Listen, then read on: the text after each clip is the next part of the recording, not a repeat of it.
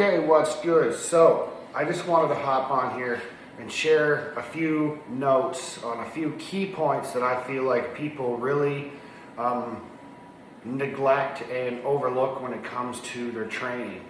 And it's not just about moving weight from point A to point B and spazzing out on machines. You know, like intensity, yes, is super important. It is one of the most important factors when it comes to training, but these other things I'm about to list off are equally as important, and when you combine them all together, makes for the best recipe possible to make the most progress. So, number one being exercise selection.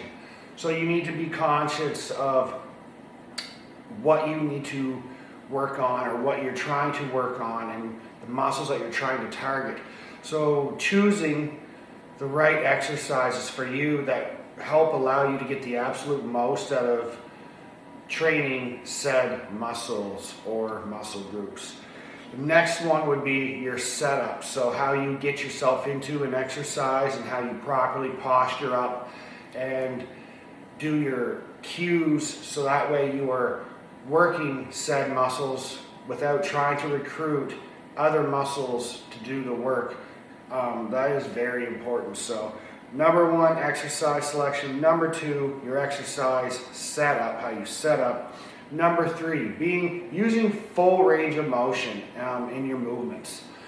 Some people, let's take a bench press for example. Some people, their range of motion might not be all the way down touching their chest. That may cause a little bit of joint pain in their shoulders. So you may need to go up about an inch or two off your chest, and that could be your full range of motion. So using full range of motion across every exercise to the absolute best of your ability, that will benefit you far more than doing 3/4 reps or half reps. That stuff kind of has a place sometimes, but honestly, I strongly recommend full range of motion. Next one would be intensity. So intensity is king when it comes to helping make gains. A lot of people think that they know how to train intensely, and it's not just spazzing out on a machine or during your exercise where your form and your execution go out the window along with your range of motion. You want to use intensity properly, and be intense in your set. Learn how to take your sets to the absolute failure without your form and execution breaking down, which is super important. Then the next one would be tempos. So tempos is a great tool to be able to learn to use for exercises that can really help change things for you. Some things can be done a little bit faster and some things are better being done a little bit slower. Then the next one I would say would be your rep ranges. So not all exercises are created equal when it comes to rep ranges. Isolation stuff is sometimes best done in a slightly higher rep range over compound movements.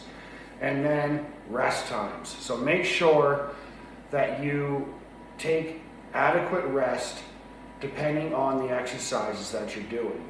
So if you're doing isolation movements, they don't really require as much rest time because the exertion and the exhaustion that comes from completing an isolation exercise set is not as intense as a compound lift. So keep that in mind, play around with your rest times and figure out where your sweet spot is for isolation and compound lifts. So if you learn to use these little tidbits of tools that I've listed off, this can help drastically change your workouts. So give these things a try and write them down and get massive.